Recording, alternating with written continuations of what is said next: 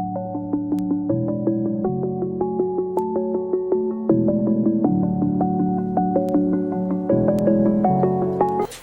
everyone, welcome to my all student on this channel. Myself Deepak Kumar. I have completed my BSc Nautical Science from TS Chanakya. Now I am a merchant navy officer. Today we are going to discuss about stability of RS. किसके बारे में? Resonating structure की stability के बारे में आज जानेंगे हम लोग. उनकी स्टेबिलिटी कैसे कंपेयर करेंगे. मीन्स रेजोनेटिंग स्ट्रक्चर्स तो मुझे फॉर्म करने आ गया है. अब रेजोनेटिंग स्ट्रक्चर मुझे फॉर्म करने आ गया है तो उसकी कैसे मैं उसकी स्टेबिलिटी के बारे में डिस्कस करेंगे, वो कैसे कंपेयर कर सकते हैं उसके बारे में आज पूरी बातें करेंगे. तो मीन्स ओवरऑल देखा जाए तो आज का लेक्चर जो है वो कंपेयर किसका करना है, रेजोनेटिंग स्ट्रक्चर की स्टेबिलिटी को कंपेयर करना है, राइट. तो आप लोग ने अगर रेजोनेटिंग स्ट्रक्चर फॉर्म करना नहीं सीखा है तो पिछले वाले वीडियो में जाकर आप पहले तो वो सीख लो कैसे रेजोनेटिंग स्ट्रक्चर ड्रा किया जाता है, how to draw the resonating structure. After that we will come on this point means stability of RS. अब तो मुझे रेजोनेटिंग स्ट्रक्चर फॉर्म करने आ गया है. जब मुझे रेजोनेटिंग स्ट्रक्चर फॉर्म करने आ गया है तो अब उसमें स्टेबिलिटी की कंपेयर करना है. तो कैसे स्टेबिलिटी कंपेयर किया जाता है, तो कुछ यहाँ पे एक मेमोराइज पॉइंट है, उसको आपको याद रखना है. अगर आप वो चीज़ें याद नहीं रखेंगे तो शायद ये मुश्किल हो जाएगा सॉल्व करना. तो मैं वो 3-4 पॉइंट है, मैं उसके बारे में डिस्कस करूंगा और देन आप लोग इजिली ये जान जाओगे कि कैसे रेजोनेटिंग स्ट्रक्चर कंपेयर करना होता है, राइट. तो सबसे पहले आज का लेक्चर्स आप पहले तो बना लो अपना रेजोनेटिंग स्ट्रक्चर. जब आप रेजोनेटिंग स्ट्रक्चर अपना फॉर्म कर लोगे तो उसके बाद किसकी बात करेंगे, उसकी स्टेबिलिटी की बात करेंगे, ठीक है. तो आज ओवरऑल आप समझ चुके हैं क्या आज डिस्कस करने वाले, रेजोनेटिंग स्ट्रक्चर की स्टेबिलिटी को कंपेयर करने वाले. किसकी स्टेबिलिटी को, रेजोनेटिंग स्ट्रक्चर की स्टेबिलिटी के बारे में बात करेंगे, right. Is it clear everything. So now let us मैं एक एग्जांपल से समझता हूँ इस चीज को कि कैसे रेजोनेटिंग स्ट्रक्चर कंपेयर करेंगे. तो एक सिंपल एग्जांपल लेते हैं जो सब लोग जानते हैं, बेंजीन. तो मैं बेंजीन के एग्जांपल से समझते हैं उसकी स्टेबिलिटी कैसे कंपेयर होगी. तो बारी बारी से हर चीज स्टेप बाय स्टेप जाएंगे और जब सभी स्टेप कंप्लीट हो जाएंगे तो मुझे इजीली मुझे रेजोनेटिंग स्ट्रक्चर स्टेबिलिटी कंपेयर आ जाएगा. तो सबसे पहला एग्जांपल मैं लेते हूँ किसका, बेंजीन का. बेंजीन का लेता है सबसे पहला एग्जांपल. तो ये क्या है अपना, ये तो अपना है कोई भी साइक्लिक कंपाउंड, इसके अंदर double bond and double bond. ये आपका बेंजीन हो गया. दिख रहा है या नहीं, हाँ दिख रहा है. ये क्या है, बेंजीन हो गया.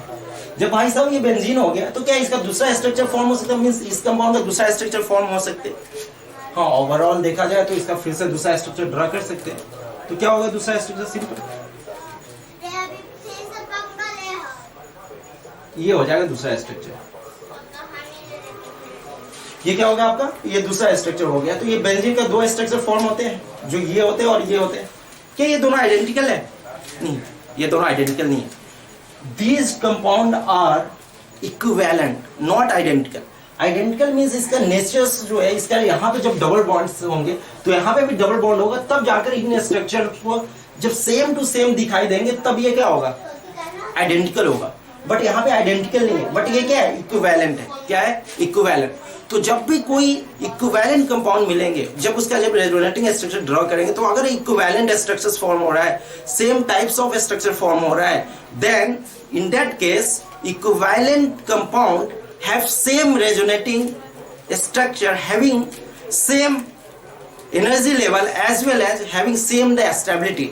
तो जब एनर्जी लेवल सेम होगा इन दोनों कंपाउंड के, अगर एनर्जी लेवल अगर सेम है इट मींस व्हाट, इनकी स्टेबिलिटी ऑब्वियस क्या होगा, सेम होगा. अगर दो सेम ये कंपाउंड और ये ए एंड बी, इन दोनों का अगर एनर्जी लेवल सेम है, अगर एनर्जी लेवल सेम है तो इसमें दोनों के क्या होगी, स्टेबिलिटी सेम होगी. तो जब कोई भी स्ट्रक्चर अगर इक्विवेलेंट मिल रहा है, कैसा मिल रहा है, इक्विवेलेंट स्ट्रक्चर जब फॉर्म हो रहे होंगे तो वो क्या होगा, वो एक टाइप का क्या है, उनकी स्टेबिलिटी सेम होगी. अप्रॉक्सीमेट दोनों का स्टेबिलिटी सेम है. तो यहाँ पे क्या सीखा, जब इक्विवेलेंट स्ट्रक्चर्स मुझे कंपाउंड फॉर्म होंगे तो equivalent structure have same stability.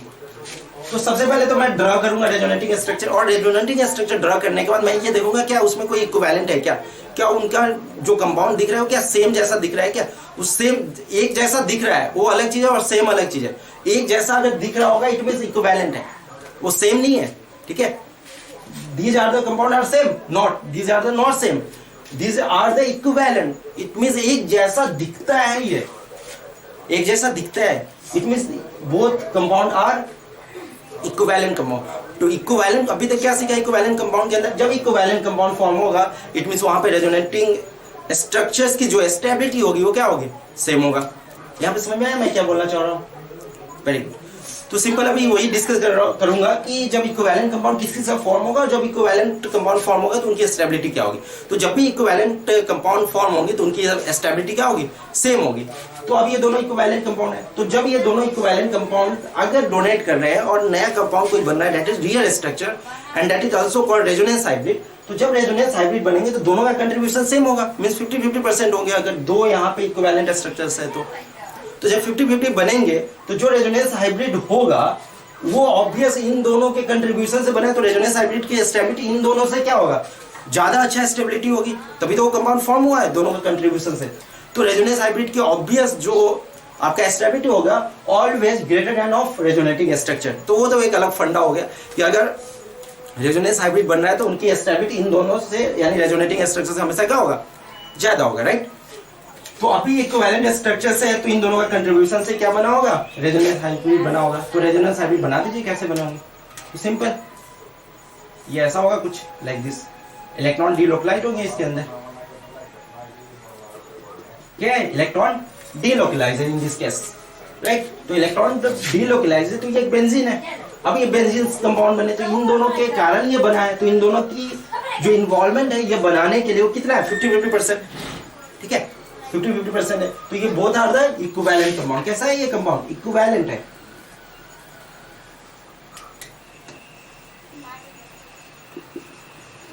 Equivalent तो क्या देखा अभी, जब इक्विवेलेंट कोई कंपाउंड फॉर्म हो रहा होगा, जब मींस एक जैसा दिखने में लग रहा होगा, तो जब इक्विवेलेंट कंपाउंड फॉर्म होंगे तो उनकी स्टेबिलिटी जो होगी वो क्या होगी, सेम होगी। क्या होगी, सेम होगी।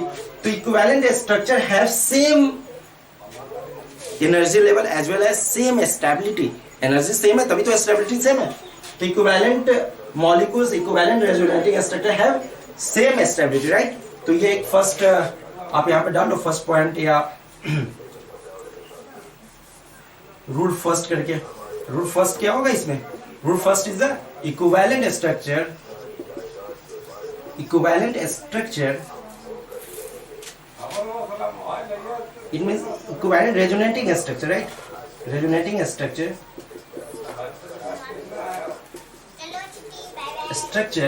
having what, having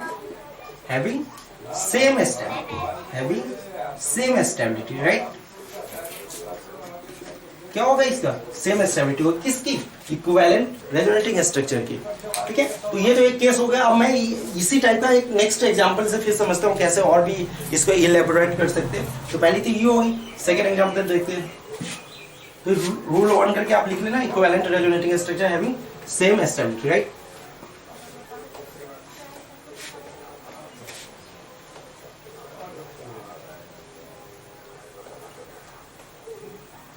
सपोज मैं फॉर्मेट आयन लेता हूँ, कैसा लेता हूँ, format anion, format anion, right, like this compound और फॉर्मेट एनायन। तो फिर इनका जब रेजोनेटिंग स्ट्रक्चर फॉर्म होंगे तो क्या हो सकता है, इसका दूसरा रेजोनेटिंग स्ट्रक्चर ऐसा कुछ बनेंगे, CO- double bond O and H। तो यहाँ पे जो माइनस था अभी यहाँ पे आ गया, यहाँ जो डबल बॉन्ड था यहाँ पे आ गया। तो these are the resonating structure of formate anion. तो ये फॉर्मेट एनायन का स्ट्रक्चर्स है, तो ये रेजोनेटिव स्ट्रक्चर इनकी फॉर्म है। तो अब ये दिखने में क्या लग रहा है, आइडेंटिकल, सॉरी इक्विवेलेंट दिख रहा है, आइडेंटिकल नहीं, इक्विवेलेंट, सेम एक जैसा दिख रहा है, क्योंकि O पे माइनस है, O पे माइनस है, डबल बॉन्ड है, डबल बॉन्ड है, C है, C है, H है, H है। तो बोथ आर द इक्विवेलेंट। तो फिर से क्या केस होगा, इन दोनों की एनर्जी लेवल क्या होगी, सेम होगी, यानी इन दोनों की स्टेबिलिटी क्या होगी, सेम। तो A and B having same stability,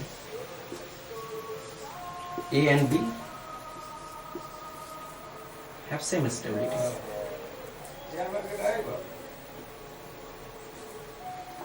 Yeah.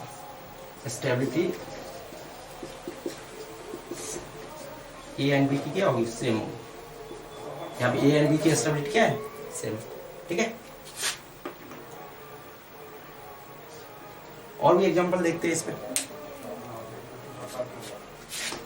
Carbonate ion लेते हैं, कैसा, कार्बोनेट। तो कार्बोनेट आयन में क्या होगा, C double bond O, O minus, तो इनकी रेजोनेटिंग स्ट्रक्चर कैसा कैसा बन सकता है? एक तो ये हो गया, दूसरा देखो C डबल बॉन्ड O, यहाँ पे CO बना लो, CO minus double bond O NO minus, right. और एक और फॉर्म हो जाएंगे C O minus double bond O and O minus, right. तो इनकी टोटल कितने नंबर ऑफ रेजोनेटिंग स्ट्रक्चर बना? 3। और क्या तीनों इक्विवेलेंट दिख रहा है? हाँ दिख रहा है, 1 A B and C equivalent है। तो जब A and B C equivalent है तो A and B and C की स्टेबिलिटी क्या होगी? सेम होगी, स्टेबिलिटी सेम होगी। तो A B और C का स्टेबिलिटी क्या है? सेम। तो अभी तक क्या मैंने देखा फर्स्ट केस में कि अगर कोई भी रेजोनेटिंग स्ट्रक्चर की इक्विवेलेंट स्ट्रक्चर्स फॉर्म हो रही होगी, तो इक्विवेलेंट स्ट्रक्चर्स फॉर्म हो रहा होगा तो वहां पे जो स्टेबिलिटी होगी क्या होगी? वो सेम होगा। मींस रेजोनेंस हाइब्रिड अगर फॉर्म हो रहा होगा तो तीनों का परसेंटेज क्या हुआ होगा? सेम रहा होगा, राइट। ओके,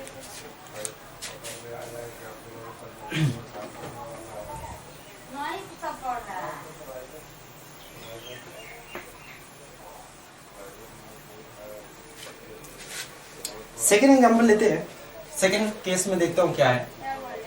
ऐसा समझो,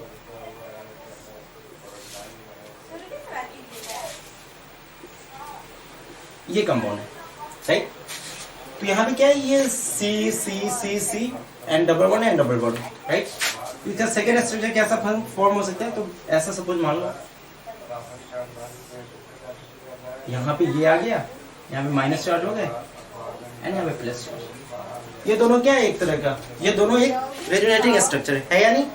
ये बॉन्ड यहाँ पे अटैक किया होगा, ओपन हुआ होगा तो यहाँ नेगेटिव और यहाँ पे पॉजिटिव। तो ये क्या है? दोनों A एंड B क्या है? रेजोनेटिंग स्ट्रक्चर्स है इस कंपाउंड का। तो यहाँ पे अब बात आती है इन दोनों में स्टेबिलिटी किसका ज्यादा है? किनकी? इन दोनों में स्टेबिलिटी ज्यादा है। तो खुद सोच के बताओ किसकी स्टेबिलिटी ज्यादा होगी? तो ओवरऑल देखा जाए तो इसकी स्टेबिलिटी ज्यादा होगी। क्यों होगी? क्योंकि ये एक न्यूट्रल स्पीसीज है। कैसा है? न्यूट्रल। और ये क्या है? चार्ज्ड है। तो charged always less stability with respect to what? Neutral body. तो यहाँ पे न्यूट्रल, ये क्या है? न्यूट्रल स्ट्रक्चर्स है एंड ये क्या है? चार्ज्ड स्ट्रक्चर है। तो चार्ज हमेशा न्यूट्रल से क्या होगा? लेस स्टेबल होगा। It means A is equal to B। ये तो एक केस हो गया। इसमें और एक चीज हो सकती है कि जितना नंबर ऑफ पाई बॉन्ड होंगे means stability is directly proportional to what? Charge, right.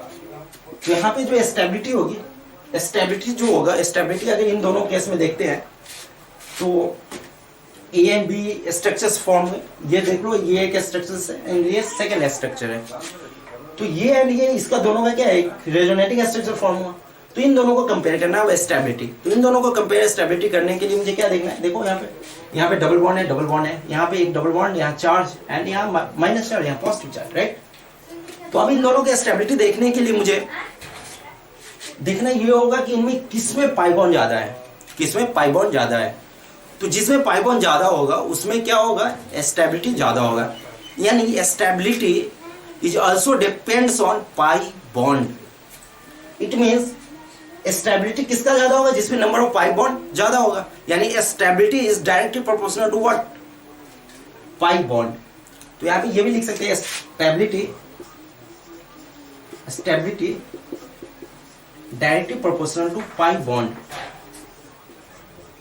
ये हो गया एक केस। क्या हो गया? Stability directly proportional to pi bond. क्योंकि यहाँ पे इसमें क्या है? ये 2 पाई है और इसमें क्या है? पाई 1 है। तो इसमें 2 पाई है, 2 पाई इलेक्ट्रॉन्स है, 2 पाई है और इसमें 2 पाई बॉन्ड और इसके अंदर 1 पाई बॉन्ड, 1 पाई बॉन्ड। तो 2 pi is always more stable then 1 pi bond. तो यहाँ पे A एंड B में कौन ज्यादा स्टेबल होगा? A ज्यादा स्टेबल होगा। क्यों? क्योंकि A की नंबर ऑफ पाई बॉन्ड क्या है? ज्यादा है। तो A is more stable then B। तो ये तो एक सेकंड केस हो गया। कैसा? Case second. तो केस सेकंड में क्या है? जब नंबर ऑफ पाई बॉन्ड बढ़ेंगे तो स्टेबिलिटी रेजोनेटिंग स्ट्रक्चर की क्या होगी? बढ़ेगी। क्लियर? अब इसका और एग्जांपल लेते हैं। बहुत सिंपल एग्जांपल है और ये बहुत ही इंटरेस्टिंग टॉपिक है। रेजोनेंस अगर आपको आ गया है तो रेजोनेटिंग स्ट्रक्चर की स्टेबिलिटी कंपेयर करने में कोई प्रॉब्लम नहीं होनी चाहिए। सिंपल अभी देखो ये लाइक दिस, और ये इसका एक रेजोनेटिंग स्ट्रक्चर मैंने कुछ ऐसा फॉर्म कर दिया, पॉजिटिव एंड निगेटिव, ठीक है।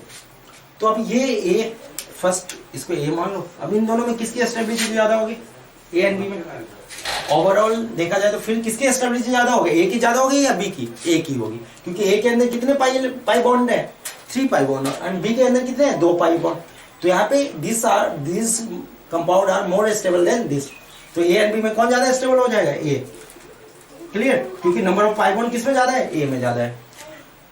तो सिंपल अभी तक क्या समझा कि नंबर ऑफ पाई बॉन्ड अगर इंक्रीज हो रहा होगा, नंबर ऑफ पाई बॉन्ड जिस केस में इंक्रीज हो रहा होगा उसकी स्टेबिलिटी क्या होगी? ज्यादा होगा। तो इसको जो मैं अभी केस लेकर बता रहा हूँ 1 2 3 जो भी, तो ये ऑर्डर से फॉलो करना है, ठीक है। ये पैरिटी ऑर्डर से मैं निकाल रहा हूँ, पैरिटी ऑर्डर से ही मुझे समझना है। तो पहली केस क्या थी? इक्विवेलेंट। पहला तो वो कॉन्सेप्ट लगाना है कि इक्विवेलेंट है तो सेम स्टेबिलिटी होगी। सेकेंड केस वो अप्लाई करना है कि जब पाई बॉन्ड जिसमें ज्यादा होगा उसकी स्टेबिलिटी ज्यादा होगी, राइट। तो हमें वो सिस्टम के अकॉर्डिंग जाना है। स्टेप 1 में तुम्हारा पाई इक्विवेलेंट जो स्ट्रक्चर हो गए वो स्टेप 1 में हो गया। नंबर ऑफ पाई बॉन्ड जिसमें ज्यादा होगा उसकी स्टेबिलिटी ज्यादा होगी, वो स्टेप 2। तो ये स्टेप बाय स्टेप मुझे फॉलो करते जाना है, ठीक है। तो ये एक हो गया। नेक्स्ट एग्जांपल लेते हैं। यहाँ पे क्या है? OH है, प्लस चार्ज है और लोन पेयर है ना, ओपन लोन पेयर है।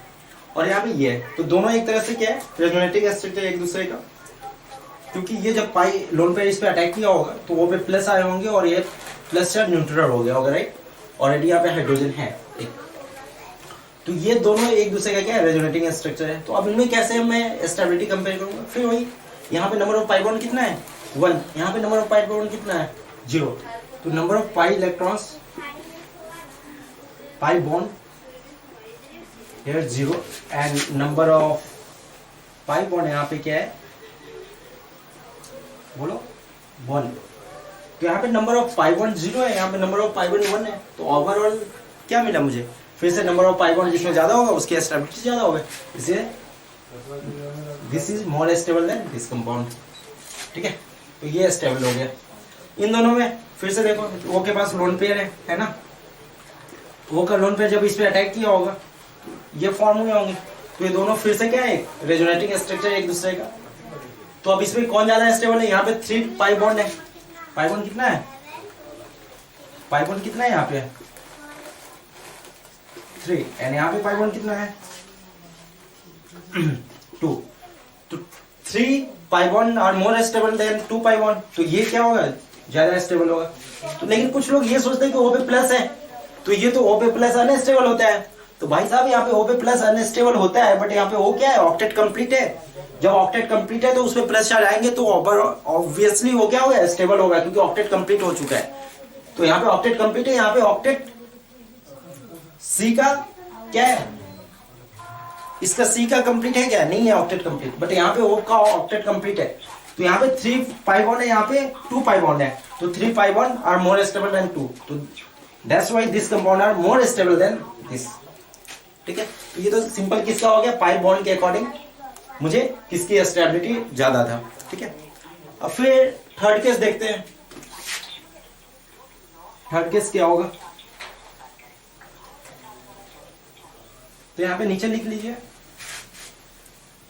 Stability of resonating structure is directly proportional to number of pi bond. Stability of resonating structure is directly proportional to pi bond. Okay. Next example.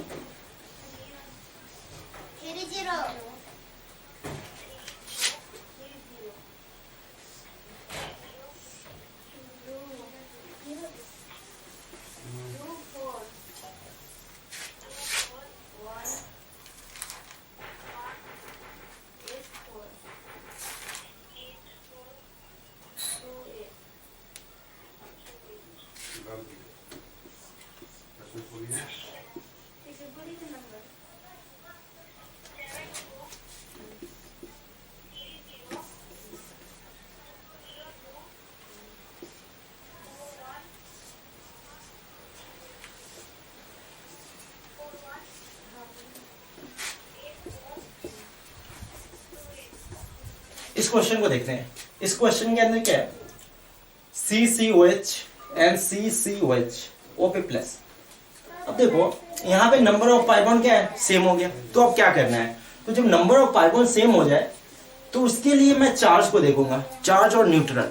जो neutral होगा that is more stable than charge. तो यहाँ पे neutral कौन है, ये है, और ये क्या है, चार्ज है। तो obviously neutral species are more stable than charge. तो यहाँ पे न्यूट्रल क्या हो जाएगा, मोर स्टेबल देन चार्ज। तो यहाँ पे this compound is more stable then that compound, क्योंकि ये चार्ज है और ये क्या है, न्यूट्रल है। Neutral and this is charged. तो यहां पे क्या स्टेटमेंट लिख सकते हैं, neutral resonating structure is more stable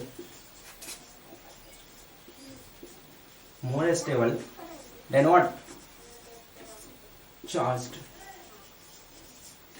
neutral resonating structure is more stable than charge. It means जब कंपाउंड के अंदर चार्ज होंगे प्लस माइनस लाइक दिस, तो वो हमेशा लेस स्टेबल किससे होगा, न्यूट्रल स्पीसीज से, राइट।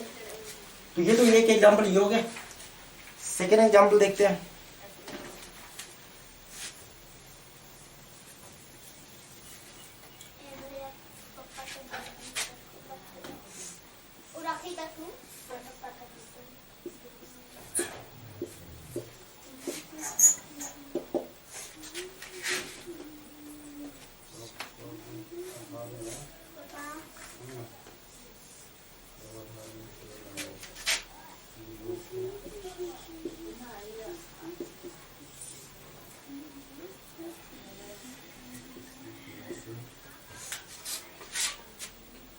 अब इन दोनों केस में देखता हूं, इन दोनों में क्या है, ये क्या है, न्यूट्रल दिख रहा है। नंबर ऑफ पाई बॉन्ड पहले चेक कर रहे थे, जो मुझे पहला स्टेप था नंबर ऑफ पाई बॉन्ड। तो नंबर ऑफ पाई बॉन्ड कितना है, 1 2 3।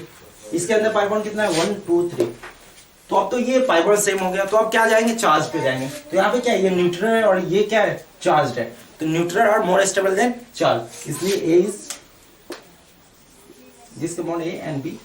सो a is more stable than what, b. तो ए की स्टेबिलिटी क्या होगी, बी से ज्यादा होगा, क्योंकि ये क्या है, न्यूट्रल है और ये क्या है, चार्ज्ड है। तो neutral always more stable than charge, right.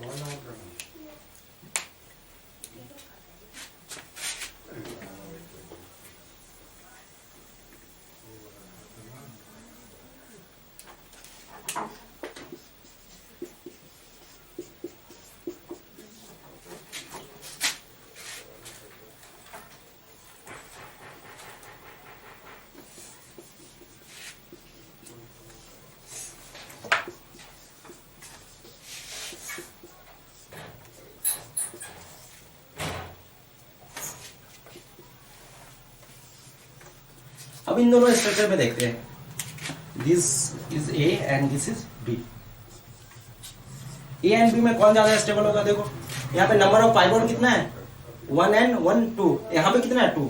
तो पाई बॉन्ड से सॉल्व नहीं होने वाला है, तो फर्स्ट स्टेप तो फेल होता है। तो सेकेंड स्टेप पे जाएंगे, न्यूट्रल और ये चार्ज। तो न्यूट्रल मोर स्टेबल देन चार्ज। तो यहाँ पे न्यूट्रल कौन सा है, कंपाउंड, ये न्यूट्रल है और ये क्या है, चार्ज।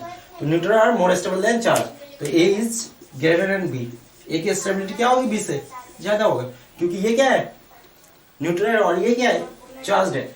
और ये कैसे बने होंगे, इसके पास इनके पास लोन पेयर रहा होगा और लोन पेयर इस पे अटैक किया होगा और कार्बन 5 बॉन्ड फॉर्म नहीं कर सकते, इसलिए इसने ओपन किया है। तो कुछ इस टाइप का स्ट्रक्चर्स बनेंगे। एन लोन पेयर दिया तो एन पे पॉजिटिव चार्ज एंड ये बॉन्ड शिफ्ट हो गया ओ पे, तो O minus and C is neutral now. तो सो ए एंड बी में स्टेबिलिटी किसकी ज्यादा होगी, ए की, because of A is neutral than B is charge. Okay, ये क्या, ये और ये दोनों क्या एक दूसरे का रेजोनेटिंग स्ट्रक्चर से। यहाँ पे इनके पास डबल बॉन्ड है H है और यहाँ पे कार्बन पे माइनस है। तो एडजेसेंट कार्बन पे क्या है, अल्टरनेट कार्बन पे माइनस है और यहाँ डबल बॉन्ड। तो डबल बॉन्ड और माइनस है, क्या है, रेजोनेंस हो रहा है। तो जब माइनस इस पर अटैक करेगा तो एन पे क्या होगा, माइनस। तो अब इन दोनों में देखते हैं नंबर ऑफ पाई बॉन्ड क्या है, पहले तो चेक करेंगे नंबर ऑफ पाई बॉन्ड है या नहीं। सेम, हाँ है, यहाँ पे पाई बॉन्ड 1 एंड यहाँ पे भी पाई बॉन्ड 1। तो नंबर पाई बॉन्ड सेम है, तो इससे तो काम चलने वाला नहीं है। अब चार्ज देखते हैं। तो यहाँ पे भी निगेटिव चार्ज है और यहाँ पे भी निगेटिव चार्ज है। अब ये भी प्रॉब्लम हो गया। तो फर्स्ट स्टेप जो था नंबर ऑफ पाई बॉन्ड, वो तो कॉन्सेप्ट फेल हो रहा है यहाँ पे। फिर सेकेंड चार्ज है वो भी फेल हो रहा है। तो अब क्या करेंगे? अब देखो बहुत लॉजिक है। ये कार्बन में माइनस है, क्या है? कार्बन में माइनस है, और यहाँ पे किस पे माइनस है? एन पे माइनस है। तो कार्बन में माइनस और एन पे माइनस कौन ज्यादा स्टेबल होगा? ऑब्वियस एन पे माइनस ज्यादा होगा। क्यों? क्योंकि more electronegative have negative charge are more stable.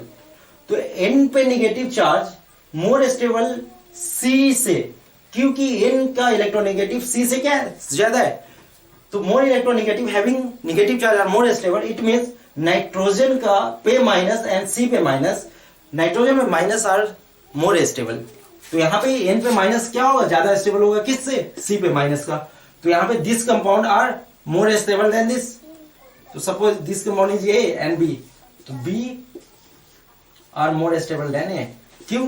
समझ में आया? क्योंकि यहाँ पे कार्बन में माइनस है और यहाँ पे एन पे माइनस है, और higher electronegative having negative charge are more stable. इसलिए एन की इलेक्ट्रोनेगेटिव 3.5 होते हैं और कार्बन का 2.5। तो एन का इलेक्ट्रोनेगेटिव 3.0 है, इट मींस एन पे माइनस चार्ज मोर स्टेबल होंगे, क्योंकि higher electronegative element having negative charge are more stable. और एन की इलेक्ट्रोनेगेटिव क्या है? 3.0 एंड यहाँ पे क्या है? सी का 2.5। तो मोर इलेक्ट्रोनेगेटिव पे नेगेटिव चार्ज मोर स्टेबल, इसलिए बी इज ग्रेटर देन ए। फिर से एक बार समझ लीजिए, इन दोनों कंपाउंड के अंदर पाई बॉन्ड क्या है? सेम है, पाई बॉन्ड सेम है और चार्ज भी सेम है। तो आप किस पॉइंट पे जाएंगे? नेगेटिव चार्ज कहां पे लगा है? तो नेगेटिव चार्ज यहाँ पे कहां पे? एन पे। तो जहां पे ज्यादा इलेक्ट्रोनेगेटिव होंगे उस पे अगर नेगेटिव चार्ज होगा वो ज्यादा स्टेबल होगा, राइट? तो B is greater than A. Okay, next example देखते हैं।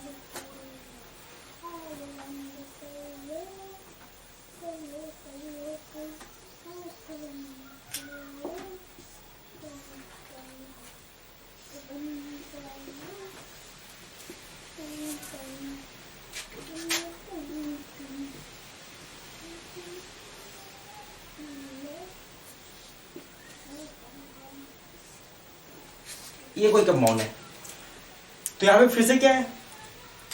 डबल बॉन्ड है, डबल बॉन्ड है। तो दोनों में पाई बॉन्ड क्या है? पाई बॉन्ड सेम है। तो पाई बॉन्ड सेम है तो फिर फंस गया मैं। और यहाँ पे देखो चार्ज भी सेम है। तो फिर अब किस स्टेप पे जाएंगे? कहाँ पे इलेक्ट्रोनेगेटिव चार्ज है? तो यहाँ पे कार्बन पे है और यहाँ पे ओ पे है। तो कार्बन में माइनस मोर स्टेबल होगा या ओ पे माइनस मोर स्टेबल होगा? ऑब्वियसली ओ पे माइनस मोर स्टेबल है होगा, क्योंकि ऑक्सीजन का इलेक्ट्रोनेगेटिव सी से क्या है? ज्यादा है। इसलिए b is more stable than what? A. समझ में आया या नहीं? पक्का समझ में आया? तो B is more stable than what? A.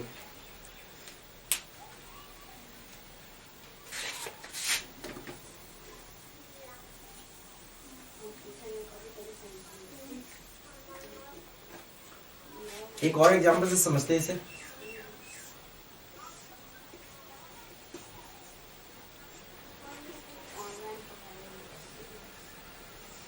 Double bond हो।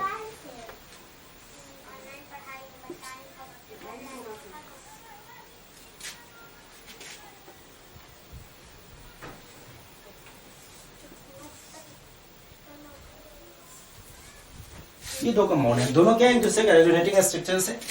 ये कार्बन अभी बैक एंड पी ऑर्बिटल था, तो इसने अपना पाई बॉन्ड दिया, तो ये क्या हो गया? ऑक्टेट कंप्लीट हो गया इनका। बट यहाँ पे क्या? फिर से ओ पे क्या चार्ज हो गया? O plus. ऑक्टेट ओ का ऑक्टेट इनकम्प्लीट है। यहाँ पे कार्बन पे जो प्लस चार्ज था ओ पे प्लस चार्ज आ गया। ठीक है, पहले तो ये समझा कैसे बना रेजोनेटिंग स्ट्रक्चर। अब इसकी स्टेबिलिटी की बात करते हैं। तो ए को देखो, ए में कितने पाई है? पाई बॉन्ड है एक, और बी में कितने पाई बॉन्ड है? एक। दोनों में एक एक पाई बॉन्ड है। तो अब दोनों में एक एक पाई बॉन्ड है, तो अब किस पे जाएंगे? चार्ज पे जाएंगे। तो अब देखो यहाँ पे कार्बन पे प्लस चार्ज है और यहाँ पे O पे प्लस चार्ज है, मींस चार्ज भी सेम हो गया। अब क्या करना है? तो फिर वही concept, higher electronegative element having negative charge are more stable. उसी के करस्पॉन्डिंग ये देखेंगे, तो लेस इलेक्ट्रोनेगेटिव पे प्लस चार्ज क्या होगा? ज्यादा स्टेबल होगा। लेस इलेक्ट्रोनेगेटिव पे प्लस चार्ज क्या होगा? ज्यादा स्टेबल होगा। तो यहाँ पे लेस इलेक्ट्रोनेगेटिव कौन सा है? कार्बन, और O में कार्बन है। तो कार्बन में प्लस चार्ज क्या होगा? ज्यादा स्टेबल होगा O पे प्लस चार्ज से। तो A is more stable then B। क्यों? समझ में आया? जैसे हायर इलेक्ट्रोनेगेटिव एलिमेंट पे नेगेटिव चार्ज मोर स्टेबल होता था, उसी टाइप से लेस इलेक्ट्रोनेगेटिव पे प्लस चार्ज मोर स्टेबल होता है।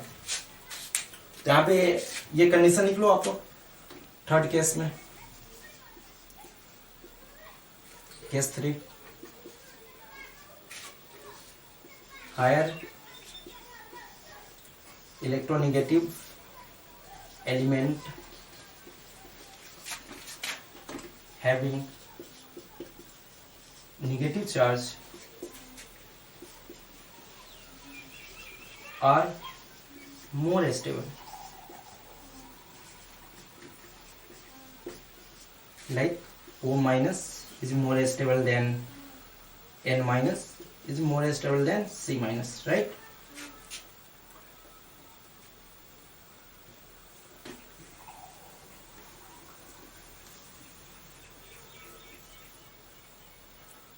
सेकेंड देखते हैं इसी में, फिर से उसी टाइप से less electronegative having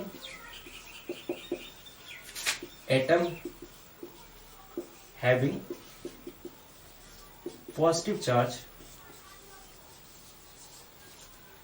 are more stable means higher electronegative element पे नेगेटिव चार्ज मोर स्टेबल होता है, उसी टाइप से लेस इलेक्ट्रोनेगेटिव पे पॉजिटिव चार्ज मोर स्टेबल होगा। तो यहाँ पे C plus is more stable than N plus and more stable than O plus, right? तो less electronegative having positive charge are more stable and higher electronegative element have negative charge are more stable. तो ये concept समझ में आ गया। तो पहली concept क्या थी इसमें, इक्विवेलेंट अगर रेजोनेंस हो रहा है, मीन्स इक्विवेलेंट अगर रेजोनेटिंग स्ट्रक्चर फॉर्म हो रहा है तो उन दोनों की एनर्जी सेम होगी, दो या तीनों उन सभी की इक्विवेलेंट स्ट्रक्चर की रेजोनेटिंग स्टेबिलिटी क्या होगी, सेम होगी। मीन्स इक्विवेलेंट स्ट्रक्चर्स जब रेजोनेंस का फॉर्म होगा तो उनकी स्टेबिलिटी क्या होगी, सेम होगा। Second, number of pi bond जिसका ज्यादा होगा वो मोर स्टेबल होगा। थर्ड, जिसमें चार्ज्ड और न्यूट्रल स्पेसीज होंगे, तो neutral species always more stable than charge. जब पाई बॉन्ड भी सेम हो रहा है, चार्ज भी सेम हो रहा है, देन ये कॉन्सेप्ट अप्लाई करेंगे। और इसके बाद एक और कॉन्सेप्ट है वो देख लेते हैं। तो ये थर्ड में ये लिख लेना।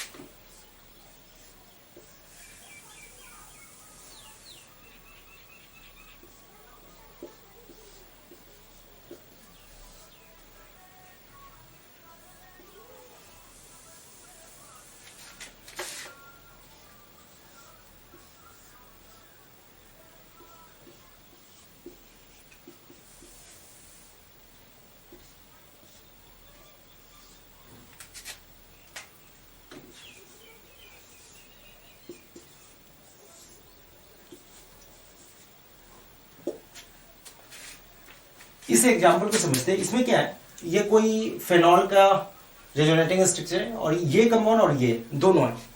तो अब इन दोनों में स्टेबिलिटी किसकी ज्यादा होगी, सोच के बताओ। तो पहले इसमें क्या चेक करना है, इक्विवेलेंट है या नहीं। नहीं, इक्विवेलेंट तो नहीं है।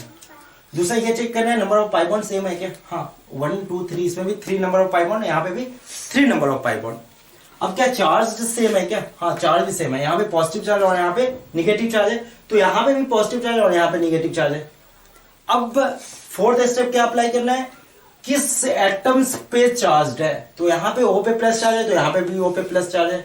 यहाँ पे कार्बन पे माइनस है, तो यहाँ पे भी कार्बन पे माइनस है। तो ये भी रूल फेल हो गया। तो कैसे इसकी कंपेयर करेंगे, तो आप सोचो यहाँ पे O पे प्लस है निगेटिव और यहाँ पे O पे प्लस और निगेटिव, तो कुछ डिस्टेंस का फैक्टर लग रहा है। यहाँ पे ये क्लोज है और यहाँ पे ये फार है। तो यहाँ पे क्या कॉन्सेप्ट होता है कि जब opposite nature of charge, opposite natures का जो चार्ज होंगे वो अगर क्लोज आएंगे, क्या आएंगे, क्लोज आएंगे, तो उनकी स्टेबिलिटी क्या होगी, इंक्रीज करेगा। उनकी स्टेबिलिटी क्या होगी, इंक्रीज करेगा। And same nature of charge वो जितना दूर जाएंगे उनकी स्टेबिलिटी उतना ज़्यादा होंगे। तो अपोजिट नेचर चार्ज हमेशा क्या होना चाहिए, क्लोजर होना चाहिए, and same nature of charge always far होने चाहिए, राइट।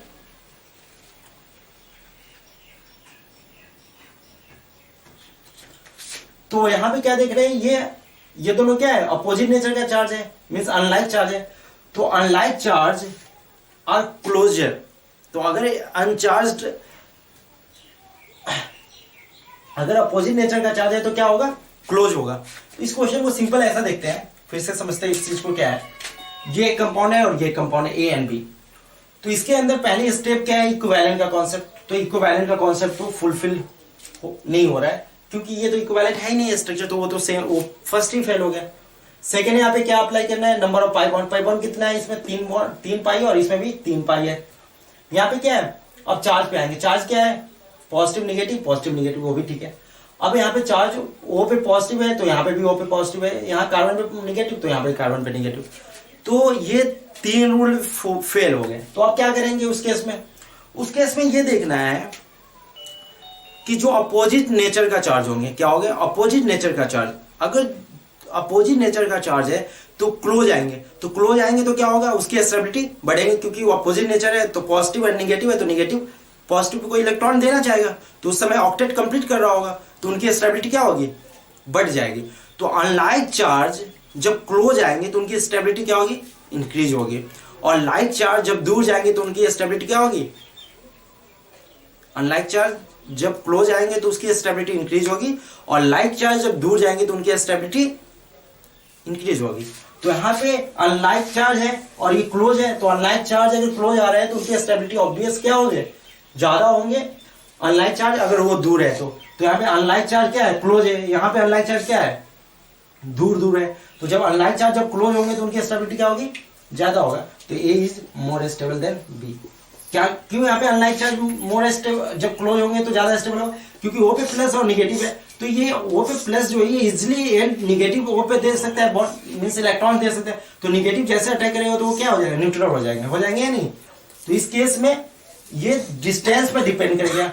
तो जो अनचार्ज अनलाइक चार्ज है उनको क्लोज होना होगा तो ज्यादा स्टेबल होगा, और लाइक चार्ज जितना ज्यादा दूर होंगे वो ज्यादा स्टेबल होगा, right.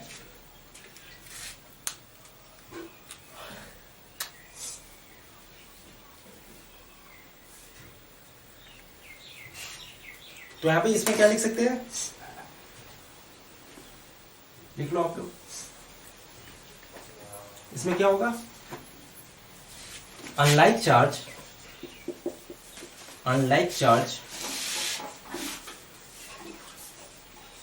should be closed and like charge should be far। तो क्या होगा, स्टेबिलिटी इनमें इंक्रीज होगी। तो अनलाइक चार्ज अगर नजदीक होगा और लाइक चार्ज जब दूर होंगे तो उनकी स्टेबिलिटी क्या होगी, ज्यादा होगा, राइट। तो ये तो हो गया ये।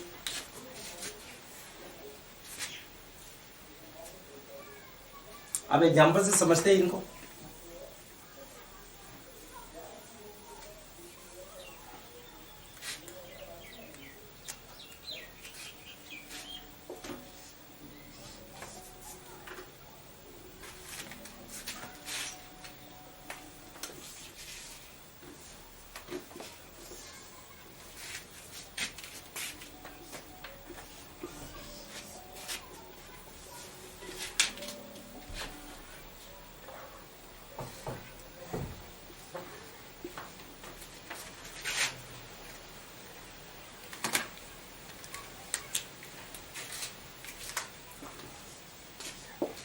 अब इन स्ट्रक्चर को देखो, इन स्ट्रक्चर्स के अंदर क्या है, ये क्वेश्चन है। इस एग्जांपल में क्या है, यहाँ पे नंबर ऑफ पाई बॉन्ड तो सेम है, हाँ सेम है। चार्ज भी क्या है, कार्बन पे प्लस है, यहाँ पे भी कार्बन पे प्लस है ना। बट एक चीज देखो, यहाँ पे ओ पे लोन पेयर है, क्या है, लोन पेयर, और यहाँ पे ओ पे लोन पेयर। तो ये लोन पेयर और पॉजिटिव अपोजिट नेचर है ना। Lone pair means negative charge type. तो ये दोनों क्या है, क्लोजर है, मीन्स जब ये ऑक्टेट इनकम्प्लीट है तो ओ का लोन पेयर इसको देगा तो ऑक्टेट इसका कंप्लीट हो जाएंगे। बट यहाँ पे तो ये प्लस बहुत दूर है, तो यहाँ पे अनलाइक चार्ज क्या है, क्लोज है। यहाँ पे अनलाइक चार्ज क्या है, दूर है। तो यहाँ पे अनलाइक चार्ज क्लोज है, तो क्या होगा, ये ज्यादा स्टेबल होगा, ये ज्यादा स्टेबल होगा, ये ज्यादा स्टेबल होगा, because unlike charge should be closure. तो यहाँ पे अनलाइक चार्ज क्या है, क्लोज है, तो a is more stable than what, b. So a is more stable than b. ठीक है, तो आज हमने स्टेबिलिटी ऑफ आरएस के बारे में जान चुके हैं, कैसे स्टेबिलिटी ऑफ आरएस कंपेयर करना होता है। तो फर्स्ट स्टेप इसके अंदर क्या है कि जब इक्विवेलेंट रेजोनेंस होंगे, मींस इक्विवेलेंट अगर कंपाउंड रेजोनेटिंग स्ट्रक्चर फॉर्म हो रहा होगा, उस समय उनकी स्टेबिलिटी क्या होगी, सेम होगी। मींस जब वो हाइब्रिड फॉर्म करेंगी तो उनकी कंट्रीब्यूशन सेम होगा, राइट। सेकेंड आती है जब नंबर ऑफ पाई बॉन्ड जिस केस में ज्यादा होगा वो मोर स्टेबल होगा, it mean number of pi bond directly proportional to stability. Third point आती है कि एक न्यूट्रल स्पीसीज है और एक चार्ज है, तो obviously neutral charge are more stable than charge. Then आता है higher electronegative element having negative charge are more stable and lesser electronegative element have positive charge are more stable. उसके बाद last आते हैं unlike charge should be closer and like charge should be far. तो these are the concept of how to calculate stability of resonating structure, right? तो आज मैंने resonating structure की stability की बात कर चुके हैं। नेक्स्ट क्लास में डिस्कस करूंगा मेसोमेरिक इफेक्ट।